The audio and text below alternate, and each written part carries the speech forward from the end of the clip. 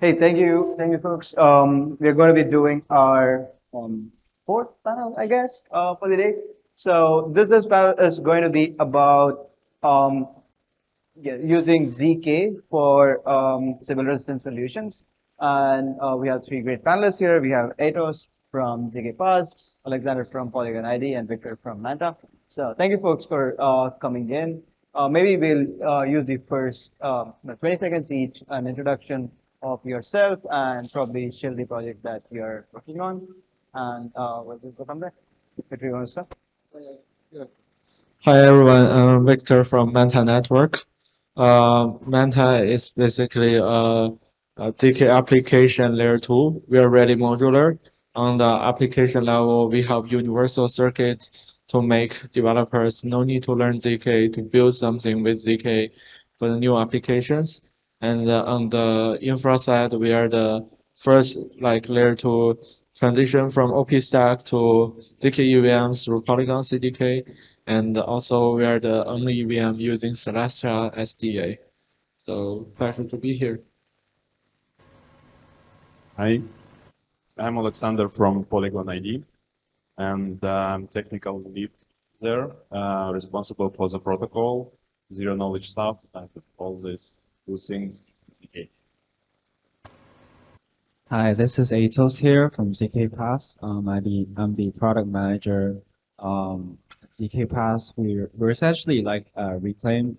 We also use the three-party TLS, and we also do vector Oli IZK. So yeah. Okay.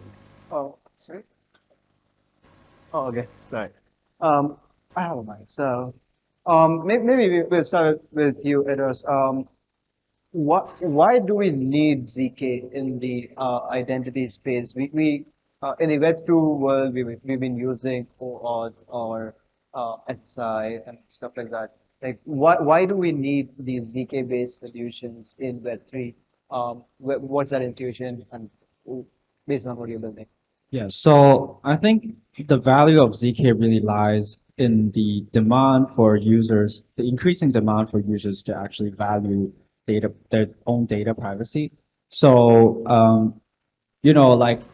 previously we're working with like open authentication standards, and that's very old. And I think that's technology that was published around like 10 years ago.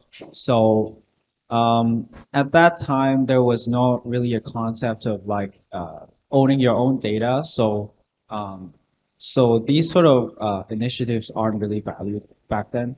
But increasingly, we've seen like users that are valuing their own privacy and actually like there are concepts of like data footprints and reducing your own data footprints. And because I am a user of the internet for over like 10 years and I can't really count how many times I've authorized my own private data out to third parties. So it's really hard for me to reduce my data footprint anymore.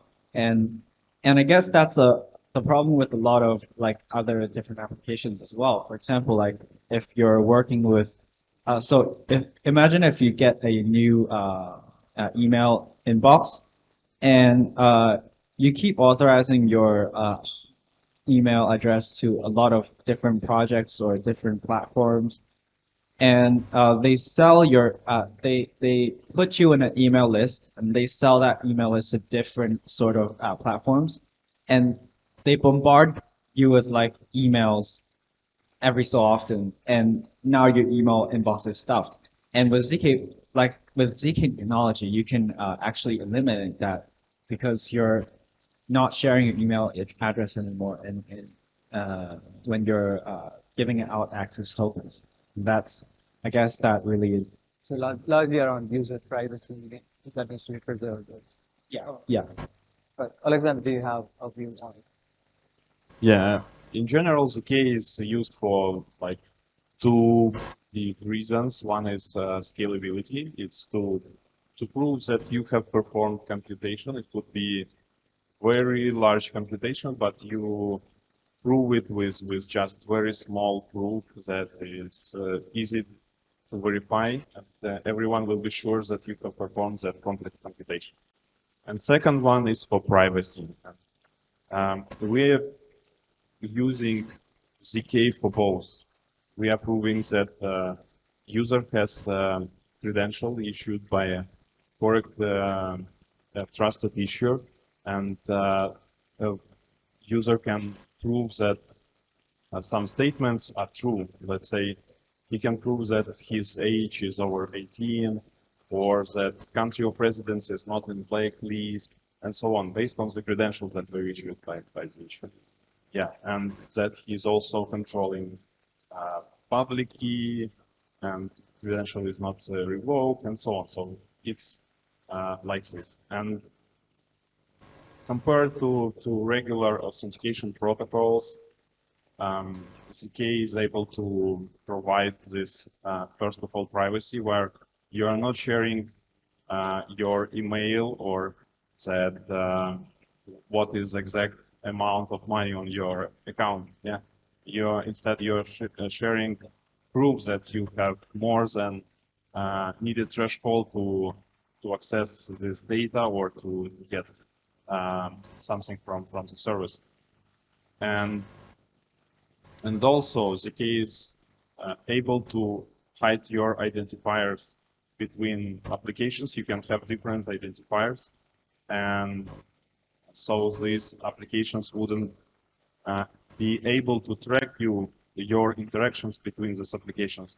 And it's very important when you're doing it on chain, because yeah, if all your data, all your statements that I'm over 18, I'm from this country, I have credit score over some amount, if all of the statements would be visible on chain, then over time we will have pretty a lot of data about users on chain. So it's very important to have it split from the identities, from identifiers, and of course it's a task for the user to control what he shares from which Ethereum address. Yeah, if he is using the same Ethereum address, then obviously it will be linked. But otherwise, our protocol allows to provide privacy to the data. Victor, do you want to add Yeah. to that as well? Yeah, so like our tech stack is like really complicated with ZK. Like I think from the like application level, we call is like we have a universal circuit. Basically, like we can enable Solidity developer. They don't need to learn new language like Cairo or Node, but they can like build some applications with some features. Have to use ZK. It's basically like a fully on-chain game. If you right now building this kind of game without server, you have to use like a ZK to hide the information of distributed card and randomize the number and like collect the card. All of this kind of game logic on chain, but use ZK to hide it and prove it. So that's kind of things we like abstract the circon into the contract, and developer they just can call the contract instead of just write the whole circuit for application. And that's on the gaming side, and on the credential side, our circuit can enable like users to share their on-chain data without disclose their address. It's like shielded address, but it's using in the credential world. And another thing, and we have something called proof key. When they share the proof key to a third party can verify that through the using the ZK, and we have a random number in our DB, and all of this together can make the things can make the credential verifiable, but at the same time user don't have to share the address. So like both like credential and also like the gaming, and also at the beginning we are working on privacy DeFi, and we can do reusable address, we can do multi-asset privacy. So all of these parts we've been using ZK on the application, but also on the the layer 2 execution layer, Polygon is, using ZK, and we are just adopt their technology. And on the DA side, also we are working with Celestia, but we also have players working on, take their historical data, read it, and working on some ZK Oracle. So it's like full stack on the ZK space. That's why we call ourselves like gateway to ZK, and the user don't need to know what's happening about that. Yeah. Correct. With that, I'll use that segue. Probably a question for Alexander. I'll start with, and then the others can chime in. So Sylvia mentioned a little while earlier that the games are like an important customer for the data that is being attested on through Polygon ID. I want to double click on who are the customers who need the ZK-based identities or reputation.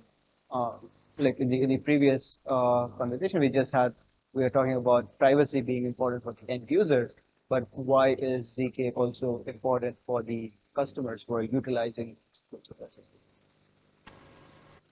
Yeah, so first of all, it's as you said, it's privacy for the users, and it's not only users that would like to have their data more private. It's also applications that don't want to be liable for storage of the user's data. So it's a thing to be more compliant and be more safe in this world of digital identities. And a lot of other use cases are also very could be relying on ZK, for example, for the sybil resistance. When we want kind of unique identifier for the user, so that one user will not be able to do some action twice, but still we want privacy for this user, so that this identifier would be very linked to the this kind of verification session. So only for this specific action, this identifier would be unique, so that user having different profiles, different identities wouldn't be able to generate like another identity, another unifier. It would always be the same, and in this way we will ensure that one user, one vote. In this case. Okay. Aetos, do you have a perspective on who are the customers who need the ZK aspect of these identities the most in your experience? I think personally, we do have a focus working with DeFi. DeFi, we're working with like uncollateralized lending, and also like um, working with a lot of other GameFi or other products as well. So these, I guess it really depends on the quantity of users concentrated in the segmentation of the Web3 industry as well. So yeah, I guess that's also a relentless pursuit of like a lot of projects too. So Good, good, good. Interesting. Victor, do you want to add to this? Like, who are the customers who require the ZK identity aspect of things the most from your experience? Uh, I actually expect the Galaxy users, and I'm not sure you guys heard about Galaxy. And like users from Galaxy and user from Binance, they should use ZK. That's my end goal, because I don't expect people, from Web2 like my grandma using ZK to launch a like Polygon ID or ZK SBT. I can't explain that for my entire life. But I think people using Binance and using Galaxy, they have potential, like expectation to get incentive, and if there's enough incentives, they have like actually, and if the user experience is good enough, they can actually transition to like ZK like credentials. And it's also, uh, I guess like linking it to identities as well. I guess like because we're also working with a lot of identity projects and I guess making the point is to make it frictionless and make it as smooth as possible so that like the user doesn't really notice ZK is actually used in their use case. That's very important. And I guess that really relies on the technical infrastructure that was built upon like interactive ZK systems or like snark systems using Nova or Hypernova, using different folding schemes to make it quicker. And yeah, so I guess that's another point. Got it. So talking about the police schemes and the evolving technologies, so why has ZK identity kind of suddenly become has suddenly come into the limelight? Because we have been talking about sybil resistance for at least 3 4 years. Bitcoin passport has been around, EAS has been around for quite some time, and ZK has been around for quite some time. Like we've been listening about ZK rollups for quite some time. But suddenly, ZK identity has kind of captured the mind share of a lot of people in the district. What has changed in the last maybe few months, last year, that has made this possible? Um, Victor, do you want to kick us off? You mean in the past few years? I mean, past few months, I guess. Okay. Yeah, I think actually, 3 years before, we start to build ZK back in like 3 years before, and before that, I'm actually working on ZK KYC, and that was a research project under Gary Gensler at MIT. You know that Gary Gensler is the current chairman of SEC. Back at that time, he told us blockchain class at MIT. We are working on a research project for Singapore government and the central bank for the interbank transaction. We have to do identity. We have to do real persons. We have to find real persons. And actually, my idea at that time is we need to put, visual like factors, like basically the biotech, biometrics into the blockchain. So every blockchain, every address have one biometric information. And then like you can do the KYC and all of this encrypted through ZK. That's kind of the idea. That was 2019. And the proof generation is so slow because there's only Groth 16 at that time. It takes 4 minutes per like proof generation. And I'm not Sam Altman, so I can't get money from investor to invest this project. So, we just dropped this. But I think, right now we have one project doing this that's called Workcoin. And, I think after, years development, it goes really well about the, infrastructure that's actually enable like a lot of use case adoption. Yeah, and right now, like from my perspective, from like Manta's perspective, this year we have like 600,000 ZKSBT minted within like 5 months. So I think that's a lot for me, but it's still potential ways to growth. I think by the end of the year, we expect to achieve 1 million. But all of this growth, I think is should be mainly coming from like Web3 users, even they're still like at least a centralized exchange user. I don't expect like ZK SBT can actually attract people in the Web2 space right now. But I think in the future, maybe after we have more adoption, we can have more better ways to work with biotech company and other design projects and can get ways to get more adoption in the Web3 world. I'm gonna do, want to kind of like, Yeah, I would say it's not latest months, but it's a few years that brought this using ZK identity as technology, yeah, ZK technology into um, something that is possible to use. Just because when initially ZK was like first use case, real one with Zcash, yeah, it was very complicated to code. You need to write circuits on very low level on uh, see, and like it's too hard to do that.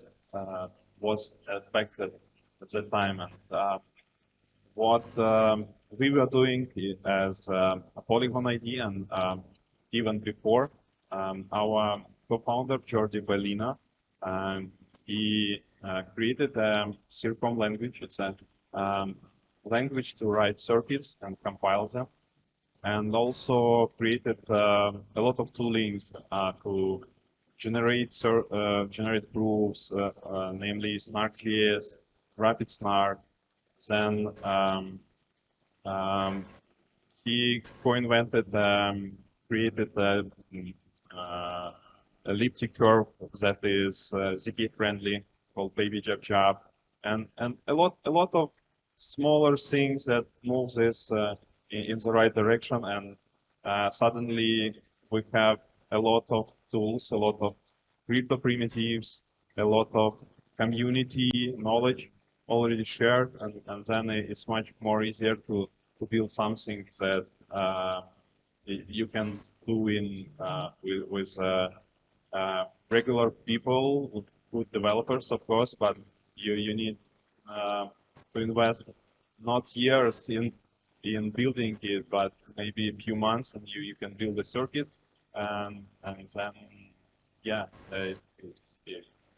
it's now possible. Yeah. I guess going back to the question, there are a vast collective reasons on why this was not feasible back then. First of all, I guess I gotta use this analogy very often, but it might be the ChatGPT, because see, like the AI technology existed for quite some time, right? But it wasn't to a point that until the model is actually large enough to provide outputs that are of actual value to the users, then GPT starts to take the lead on and take the attention of the market. And that really happens with ZK as well, because back in the times, imagine if you're generating a ZK proof and it takes like 4 minutes to do it. You can't. It's not really feasible having the user wait that long unless you're doing it very optimistically, right? But yeah, it's not feasible back then, and with like Graph 16 and Blanc slowly getting like relentlessly pursuing I guess the time efficiency and memory efficiency, suddenly like at a certain threshold, I guess yeah, those solutions are possible, and it's also about like the like after getting making it feasible, there are attentions of the VCs that are actively looking into these projects and actively investing into these. So yeah, I guess that would be the main reason. Yeah, a collective reason. For the circuits itself becoming much more efficient to run on mobiles. Yeah, yeah, and also like dev tooling. That cool. I have probably a question that is more specific to Victor, primarily because of your background with ZKKYC. Like, what is your sense of uh, what ZKKYC even means? Like, what are the things that require KYC in the Web3 context, and what are the things that require ZKKYC in particular in the context of Web3?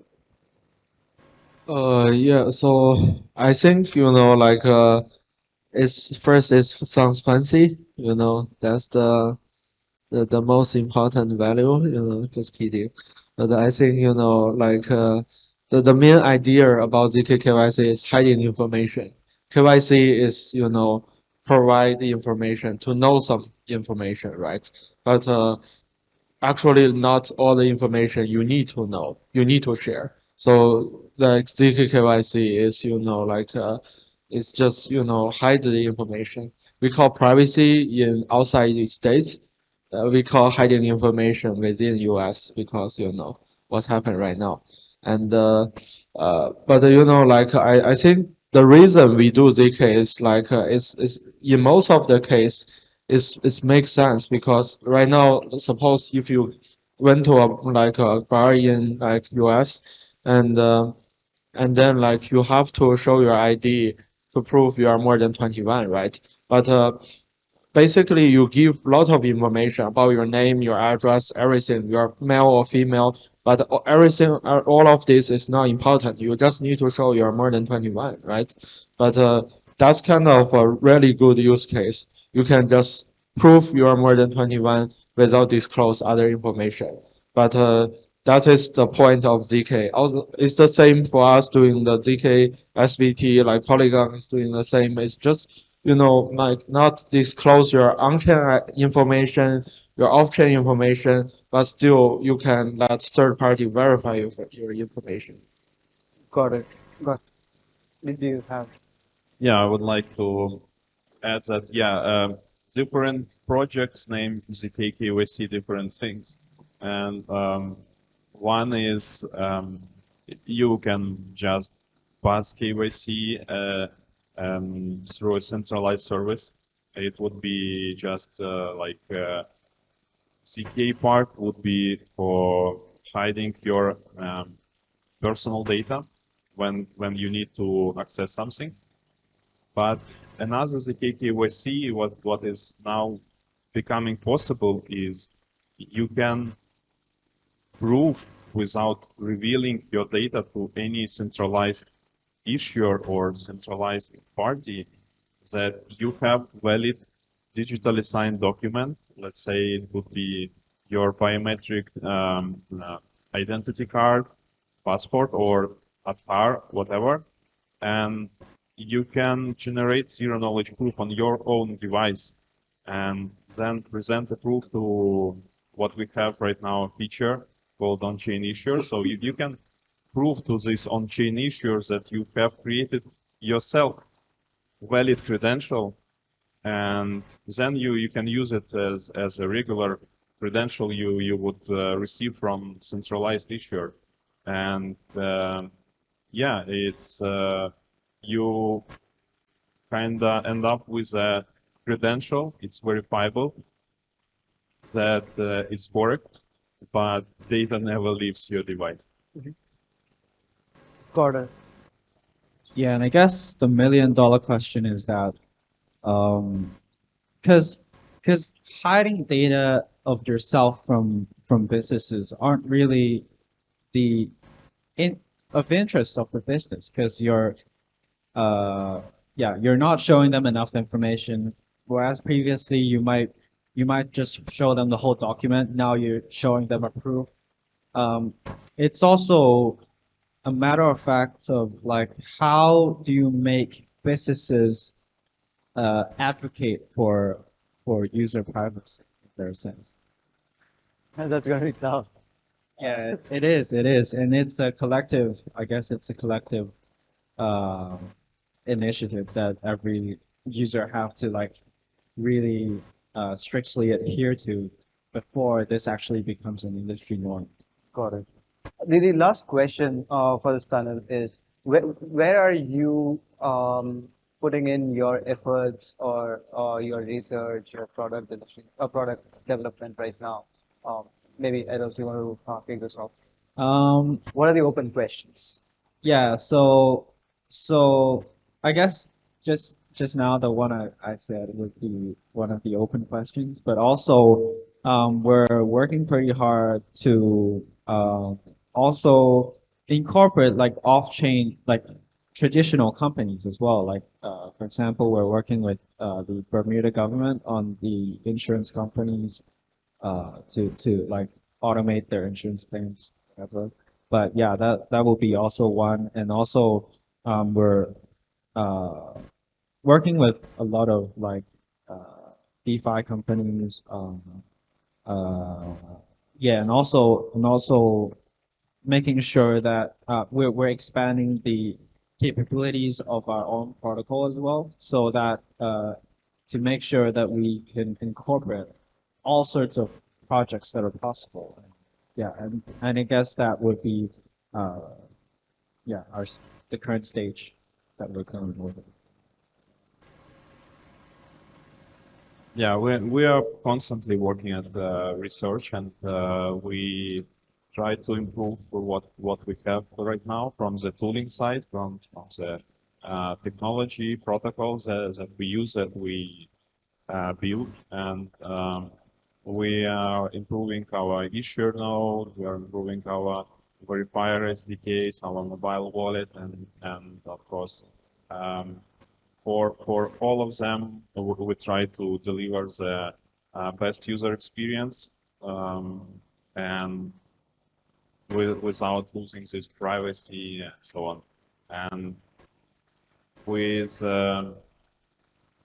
we are improving our circuits, our ZK query language that is possible to pull some statements like, yeah, you're over 18 and not country of residence from blacklist. So we are improving this, adding new operations, adding new features, new possibilities like sybil resistance, identifiers, and so on. Yeah. And I think for Manta, like we try to build the ecosystem right now, like we launched our layer 2 within a month.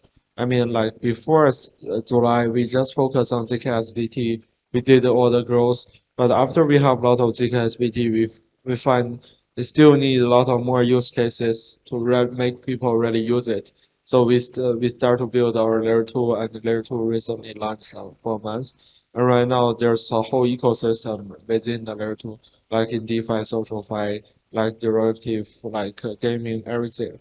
And then like we keep building the like credential stuff. And I think in like basically we need to integrate the credential into all of the ecosystem and make the ecosystem actually have this kind of credentials, create more synergy. So like in DeFi, it can be like the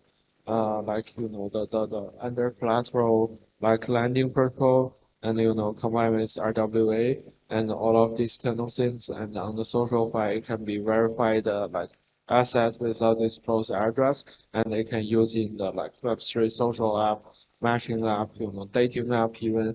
And on the gaming side, it can be like a lot of on-chain games doing the asset verification, and use ZK as heading information game. All of these create an ecosystem.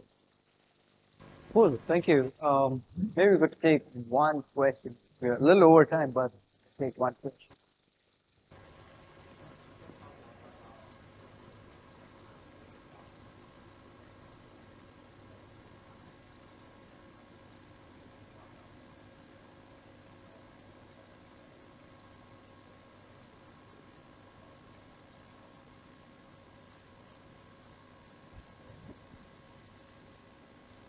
I, Yeah, I can repeat maybe like Thank you. do we think on the on-chain expenses, not only on the proving time and complexity for the user. Yeah, we are improving our cost of verification on chain by limiting number of inputs and selecting